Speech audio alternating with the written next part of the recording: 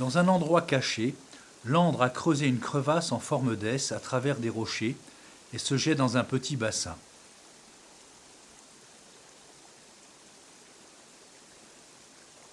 Où l'on trouve sur ses rives une petite population de teclas du frêne. C'est notamment ici où les forces de la nature, telles que l'eau, le vent et la sécheresse, jouent librement et influencent le paysage. Ces extrêmes semblent être indispensables à la survie de cette espèce, car à partir de début juin, on peut y apercevoir ces discrets papillons.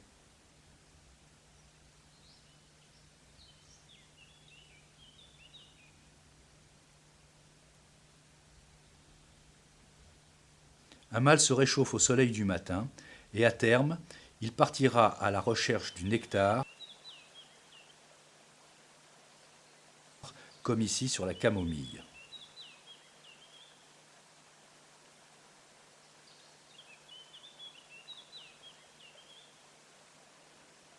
Les teclas de lieuse volent simultanément et peuvent se rencontrer.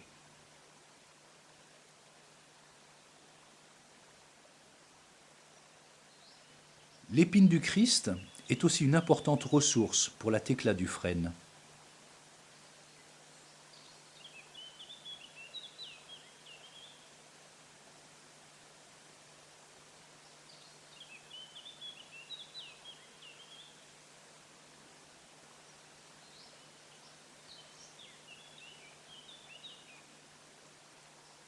La tecla de lieuse y est aussi une visiteuse régulière.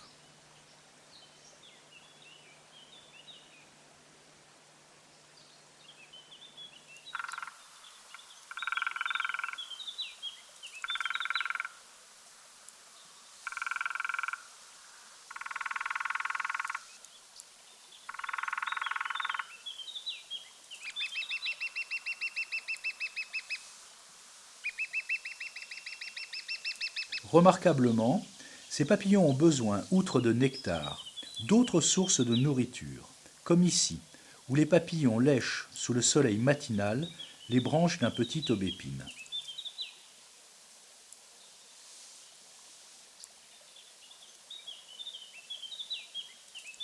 Ou serait-il à la recherche, se faufilant entre les branches, de sels minéraux déposés par les eaux de crue?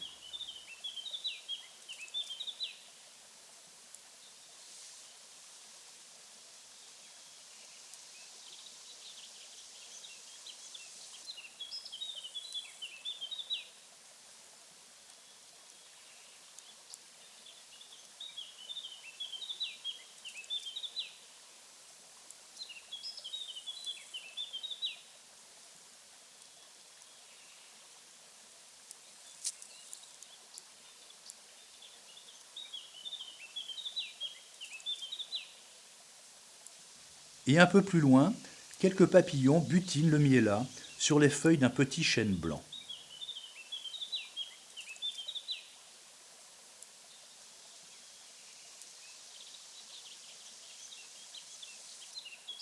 Quelques détails différencient les mâles des femelles.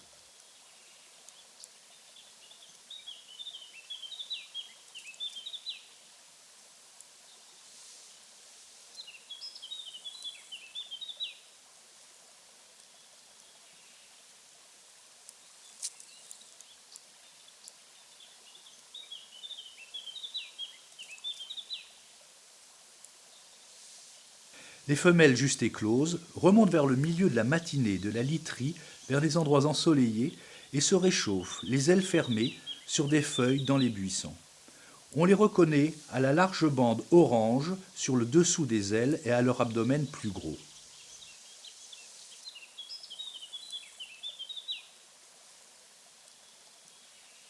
Lentement, les femelles se redressent pour faire leur toilette et nettoyer leurs antennes.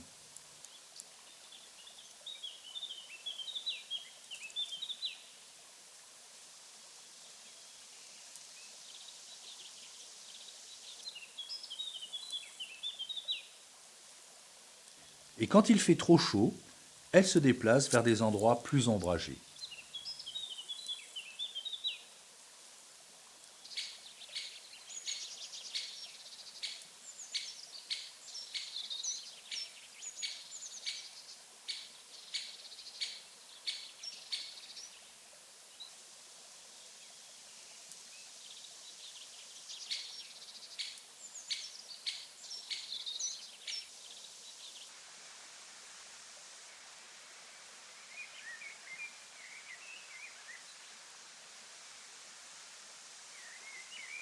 Au plus chaud de la journée, ces papillons se reposent retirés dans la végétation.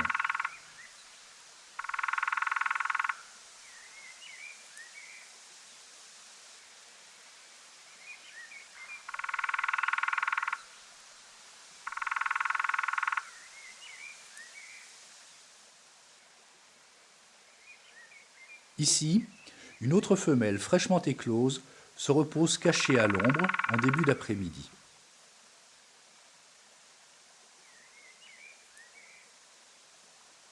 Quand celle-ci se sent trop exposée au soleil, elle se déplace vers un endroit plus ombragé.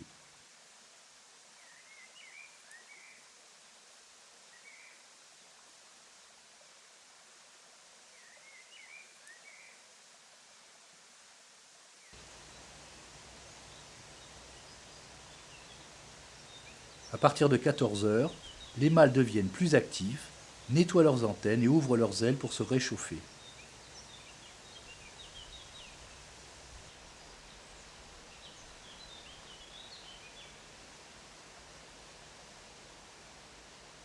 Puis, ils volent vers des postes au bord des buissons, d'où ils peuvent mieux guetter d'éventuelles femelles de passage quittant leurs abris. Les mâles, prêts pour l'envol, ont leurs ailes ouvertes et on peut y distinguer des taches bleues au-dessus de l'avant des ailes.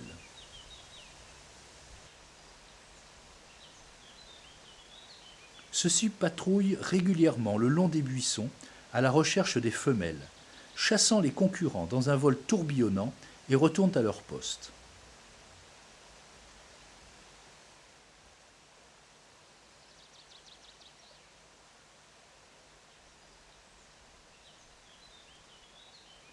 Vers 16 heures, des femelles deviennent plus agitées et nettoient leurs antennes, ouvrent partiellement leurs ailes, puis après s'être orientées, volent vers un endroit un peu plus élevé, d'où elles sont bien visibles.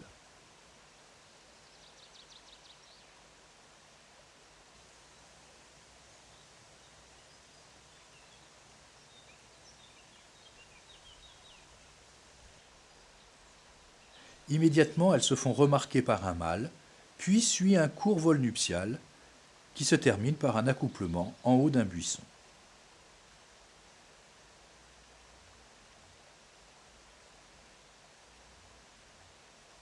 Un autre mâle est prêt pour une conquête, tandis qu'une autre femelle, juste éclose, se prépare pour son vol nuptial.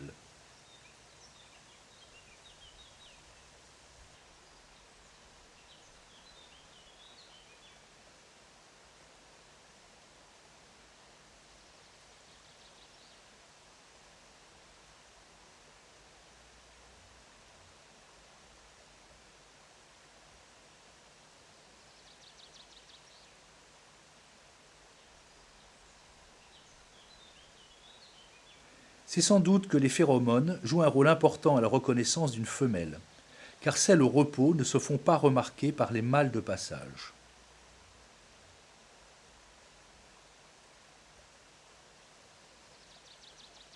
Curieusement, le mâle du teclat de lieuse est attiré par la femelle du teclat du frêne et essaye de s'imposer, ce qui n'est pas apprécié par la femelle.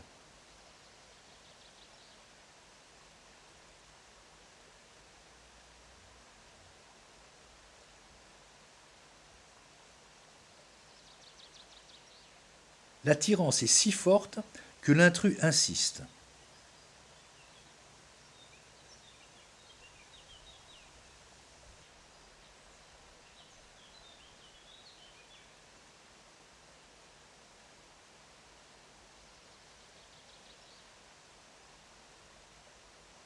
En observant leurs ailes, on voit clairement que la femelle vient d'éclore alors que celles du mâle sont abîmées.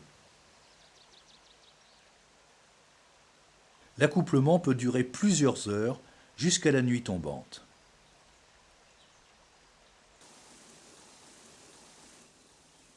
Le lendemain matin, après s'être réchauffés, les papillons vont à la recherche de nectar, comme ici sur la scabieuse des champs, Knotia arvensis.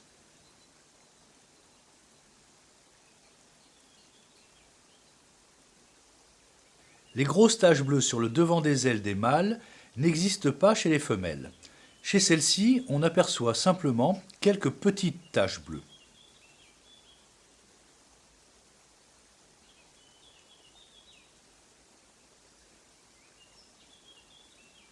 L'épine du Christ est une des plus importantes ressources de nectar pour le teclat du frêne dans ce biotope. Sa floraison est synchronisée avec le pic de vol vers mi-juin.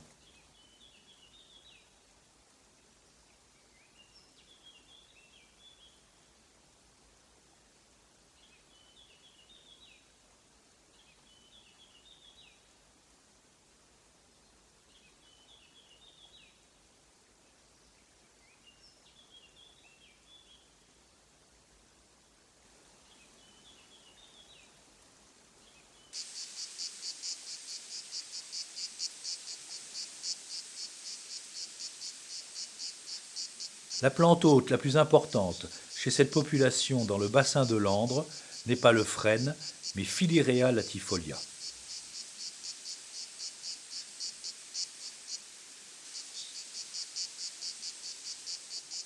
Au début de l'après-midi, les femelles vont à la recherche de plantes hôtes pour y déposer leurs œufs.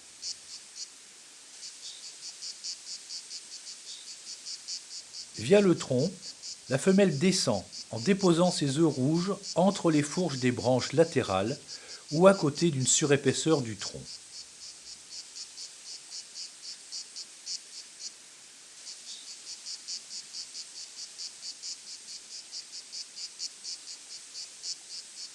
Sur une autre plante, un œuf vient d'être déposé tandis que la femelle s'enfonce dans le buisson. Au fur et à mesure qu'elle s'approche du sol, elle déposera plus d'œufs.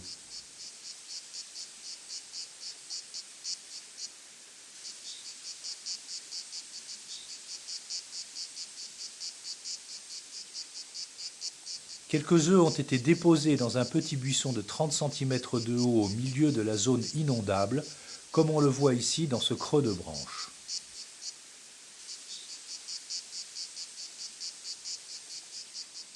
Mais aussi en groupes plus nombreux.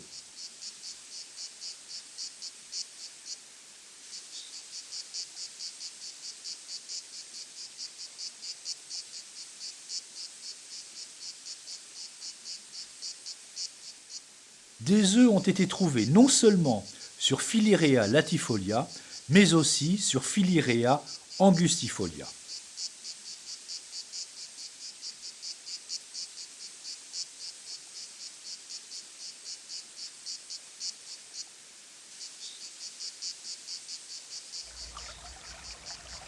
Une femelle vole à la recherche d'une plante hôte le long d'un petit affluent de l'Andre pour y déposer ses œufs. Cette fois-ci, elle choisit un petit frêne, Fraxinus angustifolia, qui pousse entre les rochers les pieds dans l'eau. Fraxinus et Philirea appartiennent à la même famille des Oléacées.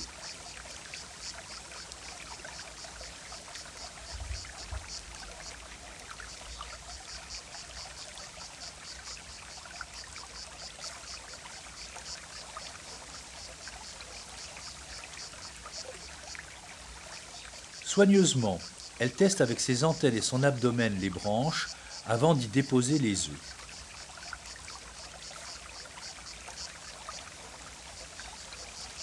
Son choix s'est porté sur une branche penchée au-dessus de l'eau où elle a déposé délicatement plusieurs œufs.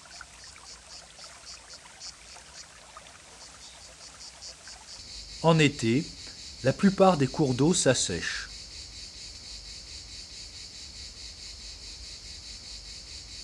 La fin de l'été s'approche. Mais tous les œufs n'ont pas survécu à l'été. Ici des traces de restes de coquilles. Les premières pluies d'automne remplissent les cours d'eau.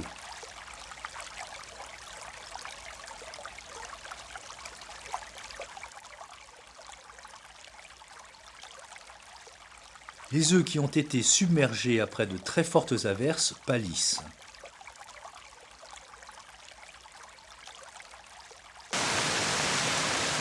Au bout de quelques jours de fortes précipitations, les cours d'eau sont transformés en torrents qui débordent et noient les plantes hôtes. Les dépôts de plantes et de feuilles transportés par le courant sont bien visibles et montrent jusqu'à quel niveau l'eau est montée durant cette période.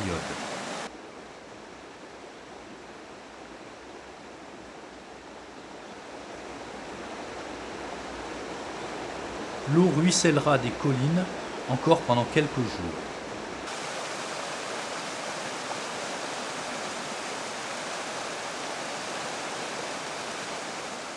Les œufs déposés sur le petit frêne ont survécu à l'inondation.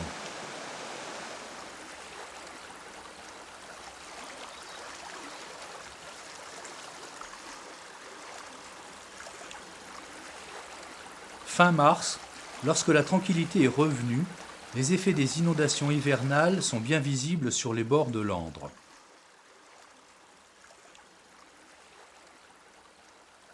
Il est remarquable de noter que les femelles choisissent leur site de ponte, exposés au fort courant, mais surtout qu'ils sont submersibles.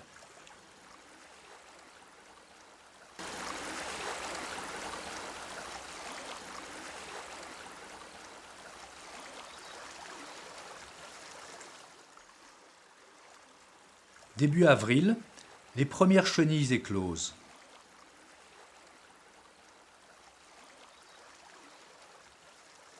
Une chenille d'à peine 2 mm se fait vite remarquer par une fourmi.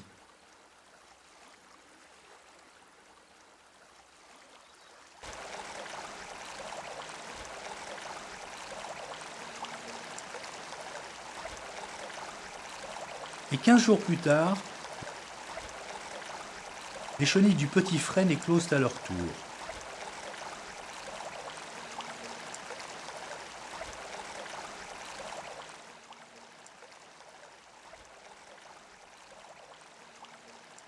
Il lui faudra environ 2 heures pour se libérer complètement de sa coquille.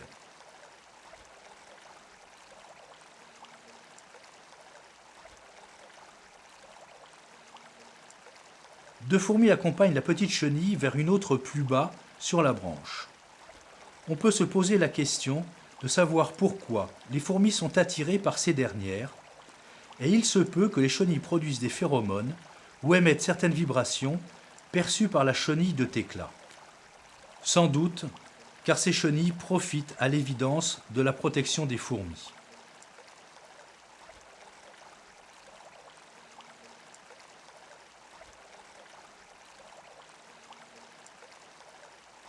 Une tortue d'eau européenne sort de son hibernation et s'apprête à prendre son tout premier bain de la nouvelle saison.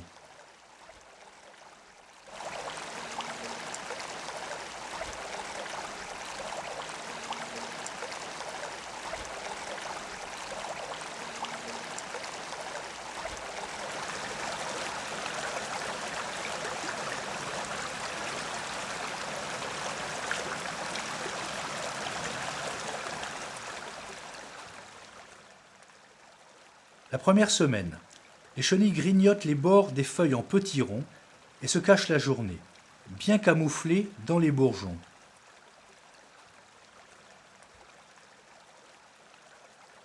Une semaine plus tard, la chenille atteint un demi-centimètre.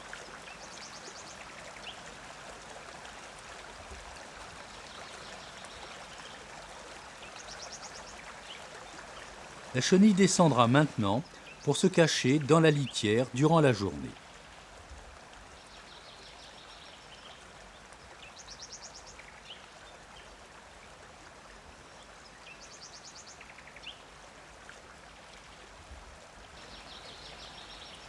Les chenilles possèdent sur leur dernier segment l'exocrine de Newcomer, qui sécrète une substance attirant les fourmis.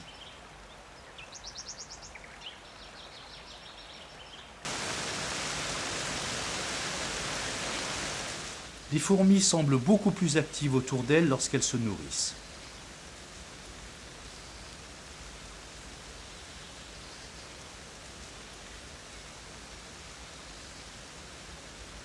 Une fourmi a l'air de s'amuser à surfer sur le dos de la chenille.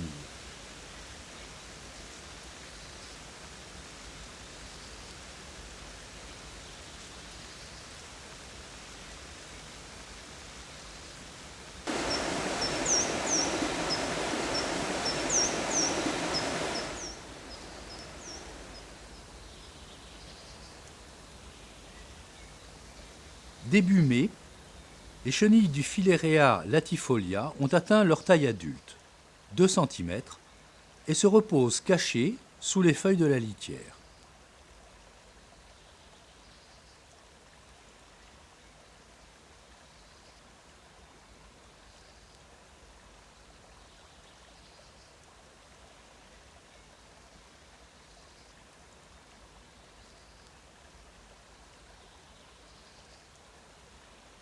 La glande de Newcomer est ici bien visible. Au repos, les chenilles sont généralement gardées par des fourmis handicapées, des anciennes combattantes en somme, à qui manquent des pattes, comme par exemple celle-ci.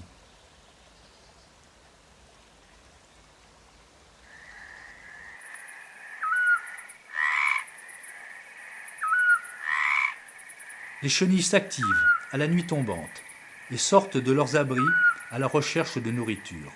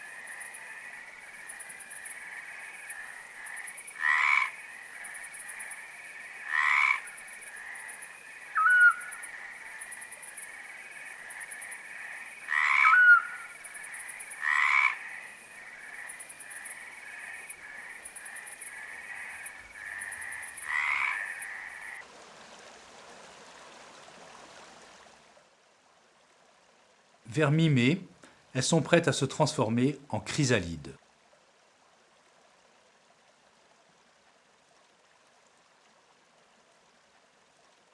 Le lendemain, la transformation en chrysalide s'est réalisée et les fourmis sont toujours présentes, ce qui pourrait suggérer que la chrysalide dégage elle-même des phéromones et émet elle aussi des vibrations attirant les fourmis.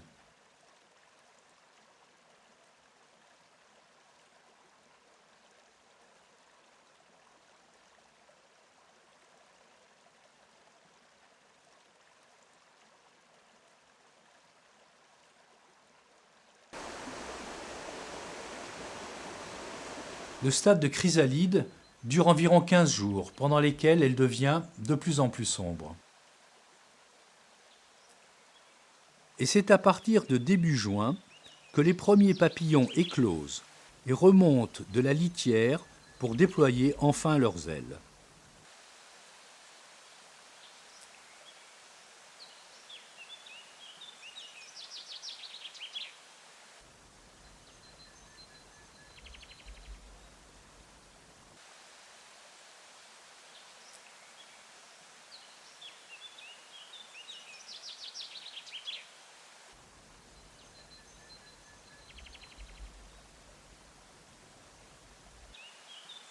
Le cycle du teclat du frêne est ainsi accompli.